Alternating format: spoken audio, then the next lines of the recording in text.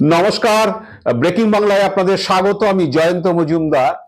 CA হচ্ছে যে খসড়া তালিকা যেটা প্রকাশিত হয়েছে, খসড়া তালিকা প্রকাশের পরে মতুয়া মহাসংঘের সংঘাধিপতি সুব্রত ঠাকুর, তিনি আবার গাইঘাটার বিজেপি বিধায়ক, তিনি সংবাদ মাধ্যমের সামনে একটি বিবৃতি দিয়েছিলেন। বিশেষ করে মতুয়া সম্প্রদায়ের যে উদ্বেগ রয়েছে সিএতে, তাদের হচ্ছে এসআইআর এ তাদের যে ভোটার তালিকার নাম থাকবে কিনা, তা সুব্রত ঠাকুর সংবাদ মাধ্যমকে কি বলেছিলেন আমি আপনাদের একটু শোনাই। কত শতাংশ মতুয়া আছে? 1,34,000-এর মধ্যে একদম চোখ বুঝে 1,20,000 আছে। 90% একদম 80 থেকে 90%। এটা আপনার বর্ডার এলাকা। আপনারা শুনলেন সুব্রত ঠাকুর যেটা নিয়ে উদ্বেগ বা যেটা নিয়ে সাংবাদিকরা প্রশ্ন করেছিলেন, যে এই 1,34,000 মানে বনগাঁ মহকুমাতে যে আসনগুলো আছে সেখানে নন ম্যাপিং ভোটার, যারা 2002 সালে যাদের হচ্ছে ভোটার তালিকা মানে সঙ্গে কোনো লিঙ্ক নেই, সেই ভোটাররা বিশেষত মতুয়া ভোটার, কারণ তাদেরই নেই, যেটা শান্তনু ঠাকুর বলেছেন যে 80 থেকে 90% হচ্ছে এই 1,34,000-এর মধ্যে মতুয়া ভোটার থাকবে। তো হচ্ছে যে এদের নিয়েই যত উদ্বেগ, কিন্তু সুব্রত ঠাকুর এটাও বললেন যে তিনি বলে বলে তার এসআইআর এ নাম তুলে দিতে পারবেন না, তাদের জন্য সিএ আছে, তারা সিএ তে নাম তুলবে, মানে সার্টিফিকেট নেবে নাগরিকত্বের, তারপর তারা তুলবে। কিন্তু এই 2026-এর ভোট যেটা আসছে বা এসআইআর এ যে চূড়ান্ত তালিকা বেরোবে, সেখানেই মতুয়া সম্প্রদায় কোন জাদুমন্ত্র বলে বা কোন জাদুকাঠিতে হচ্ছে তারা নাম তুলবেন, সেই জড়িবুটি কিন্তু সুব্রত ঠাকুর দিতে পারেননি, সে কোনো রাস্তা তারা দেখাতে পারেননি। তো এখন হচ্ছে যেটা মতুয়ারা অনেক আশা করেছিলেন যে শনিবার দিন প্রধানমন্ত্রী নরেন্দ্র মোদী একেবারে মতুয়াগড় রানাঘাটে তাহেরপুরে হচ্ছে যে বক্তৃতা করতে আসবেন, এবং আসলে তিনি নিশ্চয়ই কোনো একটা আশ্বাসবাণী শোনাবেন, কারণ 2019 সাল থেকে তো নাগরিকত্বের আশ্বাসবাণী তারা শুনেছেন। তারপরে ঢেলে একেবারে উপুর করে হাত উপুর করে তারা বিজেপিকে সমর্থন করেছেন, নাগরিকত্ব পেয়ে যাবেন। 19-এ ভোট দিয়েছেন, 21-এ ভোট দিয়েছেন, 24-এ ভোট দিয়েছেন।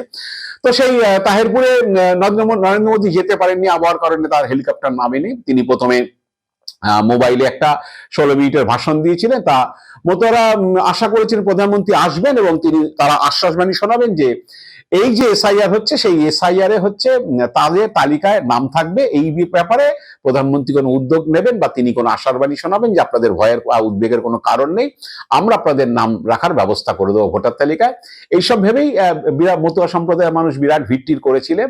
তো যাই হোক, প্রধানমন্ত্রী বিমানবন্দর থেকে 16 মিনিটে যে ভাষণ দিয়েছেন, তাতে প্রধানমন্ত্রী যখন হেলিকপ্টারে সভায় আসার কথা, তখন তার আগে বিজেপি রাজ্য সভাপতি শ্রমিক ভট্টাচার্য হচ্ছে বলেছে যে মানে আশ্বাস দিয়েছিলেন যে প্রধানমন্ত্রী যে এই যে উদ্বেগ হচ্ছে সেটার নিরসন করে দেবেন, এরকম একটা বার্তা দিয়েছেন, যে প্রধানমন্ত্রীর মুখ থেকে আপনারা শুনবেন যে মতুয়াদের এই এসআইআর এ নাম থাকার ব্যাপারে।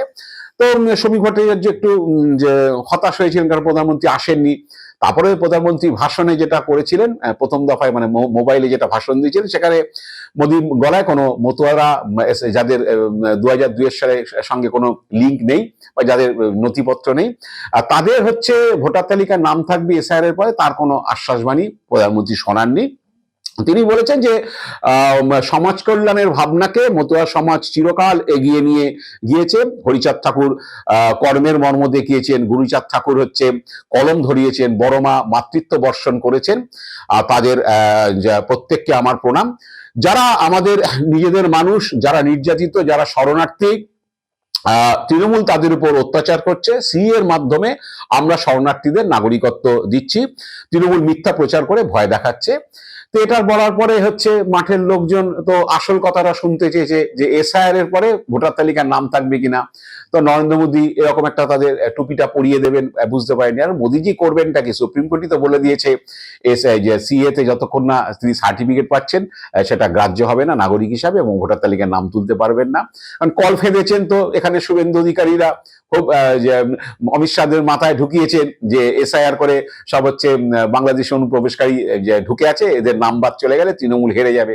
এসআইআর তো লাফিয়ে হয়েছে, বিহারে হয়েছে, সেখানে তো পাইনি অনুপ্রবেশকারী খুঁজে। এবার বাংলাতে শুরু হয়েছে, হতে গিয়ে তো খেঁচাকলে পড়ে গেছে হিন্দু শরণার্থী, মতুয়া সম্প্রদায়, নবশূদ্র সম্প্রদায়, রাজবংশী সম্প্রদায়ের লোকজন। এখন বিজেপি যায় কোথায়, ভেবেছিলেন যে মহাত্মা এসে হচ্ছে এসব আশ্বাসবাণী শুনিয়ে দেবেন, আমাদের ভোট ব্যাংক অটুট থাকবে, মতুয়ারা খুশি হয়ে নাচতে নাচতে হচ্ছে কীর্তন গাইতে গাইতে চলে যাবেন।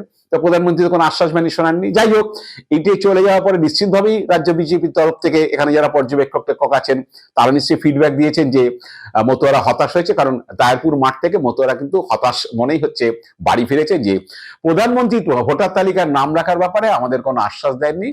তো যা হয় আর কি, আমি যেটা বলেছি থাম্বনেলে যে আমাদের যখন ওই স্কুলে কোনো স্টুডেন্ট ফেলটেল করে আসে, ওই রসগোল্লা পেয়েছে বলে, বড়রা ইয়ারকি মেরে বলতো কিরে রসগোল্লা পেয়েছিস, মানে ফেলটেল করলে শূন্য পেলে। তো সেই মতুয়ারা সেই রসগোল্লা পেয়েছে, গিয়েছিলেন হচ্ছে ভেবেছিলেন যে এই পরীক্ষায় তারা পাশ করে যাবেন বা যে প্রধানমন্ত্রী এমন আশ্বাসবাণী শোনাবেন তাতে হচ্ছে নথিপত্র থাকার না থাক হচ্ছে তাতে নাম উঠে যাবে। তো রসগোল্লার হাড়ি পেয়েছেন, রসগোল্লার হাড়ি নিয়ে বাড়ি ফিরে এসছেন। তো সন্ধ্যেবেলা বোধহয় আবার সন্ধ্যেবেলা প্রধানমন্ত্রী এক্স হ্যান্ডেলে পোস্ট করেছিলেন এই মিটিং এ অনেক কিছু তিনি বলতে পারেননি, তিনি সশরীরে হাজির থেকে অনেক কিছু বলতেন, সেটা বলতে পারেননি। তো সেখানে অনেকে ভেবেছিলেন যে মতুয়াদের নিয়ে অনেক কিছু বলা টলা হবে, কিন্তু এক্সট্যান্ডার লিখেছে আমি প্রত্যেকটি মতুয়া নবশুদ্ধ পরিবারকে নিশ্চয়তা দিচ্ছি যে আমরা সর্বদা তাদের সেবায় নিয়োজিত থাকব।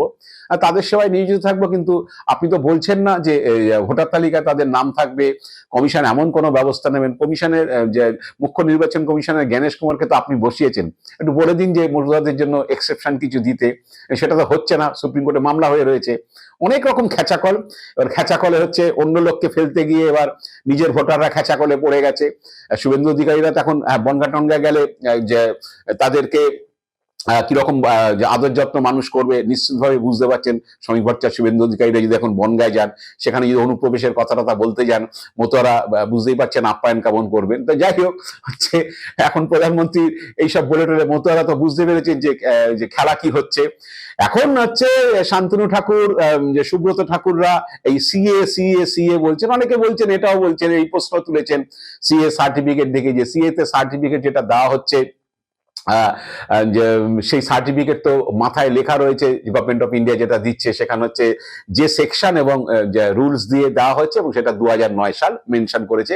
তো অনেকে এটাও প্রশ্ন তুলেছেন যে যদি 2009 সালের এই রুলের উপর দাঁড়িয়ে এই সার্টিফিকেট দেওয়া হয়, তাহলে আর হচ্ছে কেন মতুয়াদের এতদিন যে বিজেপি তাহলে দেয়, বিজেপি 14 সালে ক্ষমতায় এসেছে, যদি নাগরিকত্ব দেওয়ার থাকতো তাহলে 14 সাল থেকেই তারা দিতে পারতো। কেন হচ্ছে মানে সার্টিফিকেটের মাথা তো সেখানে 2019 সালে অ্যামেন্ডমেন্টের কথা লেখা নেই। 19 সালে আমরা শুনেছিলাম অ্যামেন্ডমেন্ট হচ্ছে, অমিত শাহ সংসদে বলেছিলেন এবং বলেছিলেন যে ভারত, বাংলাদেশ, পাকিস্তান, আফগানিস্তান থেকে যারা ধর্মীয়ভাবে সংখ্যালঘু এ দেশে আসবে তাদেরকে নাগরিকত্ব দেওয়া হবে। তো সেই নাগরিকত্ব পেতে গিয়ে এখন খেঁচাকল মতুয়ারা বুঝতে পারছেন নাগরিকত্ব পেতে গিয়ে, কারণ হচ্ছে স্বরাষ্ট্র দপ্তর বা বিজেপি তো কানে ঢুকিয়ে রেখেছে দিল্লিতে যে অনেক মুসলিম লোক নাকি হিন্দু সেজে নাগরিকত্ব নিয়ে নেবে। তো এবার সেই জন্য এত তাদের ছাকনি ফেলা হচ্ছে যে বাংলাদেশের ডকুমেন্টস দেখাও, সেই ডকুমেন্টস ভেরিফাইড কিনা, সে ছবি সহ আছে কিনা, সেই পরিবারের কে আছে, এসব নানান রকম কোয়ারি। আসল কোয়ারিটা হচ্ছে যে এটা মাথায় ঢুকিয়ে দেওয়া হয়েছে বিজেপি নেতারা যে মুসলিমরা সেখানে হিন্দু সেজে, মন্ডল সর্দার অনেক কমন টাইটেল আছে, হিন্দু সেজে হচ্ছে তারা নাগরিকত্বটা নিয়ে নেবে, নিয়ে হচ্ছে এখানে পাকাপাকিভাবে বসবাস করবে। তো সেই ছাকনি দিয়ে তোদের ছাকতে হবে, সেই ছাকনি দিয়ে ছাকতে গিয়ে একটা সার্টিফিকেট পেতে হচ্ছে 1 বছর, 1.5 বছর, 1.5 বছর কেটে যাচ্ছে। মতোরা পড়ছে অথই জালে। এদিকে জানুয়ারির মধ্যে তারা তো সার্টিফিকেট পাবে না, যাবে কোথায়? এখন হচ্ছে মুশকিল হচ্ছে যে কিছু করার নেই, কারণ এইসব করতে গিয়ে হিন্দুদেরই ফ্যাসাদে ফেলে দিয়েছে শুভেন্দু অধিকারীরা। বারে বারে হচ্ছে যে 1,25,00,000 বাংলাদেশ অনুপ্রবেশকারী রোহিঙ্গার নাম বাদ যাবে, এইসব বলে একটা ন্যারেটিভ তৈরি করার চেষ্টা হয়েছে। হিন্দুদের মধ্যে একটা যে ঘৃণা তৈরি করা হয়েছে যে মুসলিম মানেই হচ্ছে এরা বাংলাদেশে অনুপ্রবেশকারী, বাংলার যারা মুসলিমরা আছে আদি যারা বাসিন্দা, মুসলিম মানে বাংলাদেশে অনুপ্রবেশকারী, এরা রোহিঙ্গা, এরা হচ্ছে অন্য দেশ থেকে সেখানে ভোটার তালিকার নাম তুলে নিয়ে এখানকার হচ্ছে খাবারে ভাগ বসাচ্ছে, কাজকর্মে ভাগ বসাচ্ছে, সরকারি অনুদানগুলো নিচ্ছে, এইসব বলেছে। এখন তো সেখান থেকে যেখানে এসে মুসলিমরা এসে অনুপ্রবেশকারীরা এসে বসবাস করবে সেখান থেকে তো কিছু পাওয়া যাচ্ছে না, পড়ে গেছেন এখন মতুয়ারা ফ্যাসাদে, রাজবংশীরা ফ্যাসাদে, নমশূদ্ররা ফ্যাসাদে, এবং হচ্ছে বাংলায় থাকা অবাঙালি ভোটার যারা ভিন রাজ্যে থাকে তারা পড়েছে ফ্যাসাদে, দুই রাজ্যে নাম রাখতে পারবে না, নিজেদের রাজ্যে নাম রেখেছে। এবার যাই কথায় এখন এইরকম একটা অবস্থার মধ্যে আছে। যে শ্রমিক ভট্টাচার্যরা বা সুকান্ত মজুমদার বলেছেন যে আমরা আজকে মোদিজির এটা একটা দুর্ঘটনা, মানে কুয়াশার জন্য হেলিকপ্টার নামতে পারেনি, তবে তিনি শীঘ্রই হচ্ছে এই নদিয়াতে রানাঘাটে আসবেন এবং সভা করবেন। আর ভোট আসছে, নিশ্চিত হয়তো মোদিজি আবার রানাঘাটে যাবেন, নদিয়াতে কৃষ্ণনগরে যেতে পারে। যে তখনও যে তিনি কিছু আশ্বাস দিতে পারবেন না সেটা মতুয়ারা বুঝে গেছে। এখন দেখা যাক যে বিজেপি নেতারা, বঙ্গ বিজেপি নেতারা কিভাবে তারা পিঠ বাঁচান, কারণ মোদিজি তো তাদের টুপি পরিয়ে দিয়ে গেছেন। মোদিজি তো আর এখানকার মতুয়াদের সামলাবেন না, সামলাতে হবে বঙ্গ বিজেপির নেতাদের। এই শান্তনু ঠাকুর, সুব্রত ঠাকুরা কি অবস্থান নেন মতুয়াদের নিয়ে, এবং শেষ পর্যন্ত যদি সত্যি সত্যি তারা ভোটার তালিকার নাম না তুলতে পারে, তাদের তো নানান রকম তাদের অসুবিধার সৃষ্টি হবে। হয়তো ব্যাংক অ্যাকাউন্টের প্রবলেম হবে, নানান দিকে যেসব জায়গায় তারা আছেন বা কাজে কর্মে আছেন সেখানে সমস্যা হবে, ডিভোটার হয়ে গেলে সমস্যা হবে আসামের মতো। এখন শুভেন্দুরা কিভাবে মুখ রক্ষা করেন সেটার জন্য তাকিয়ে আছি। আজ এ পর্যন্তই। আপনারা ভালো থাকবেন, সুস্থ থাকবেন। নমস্কার।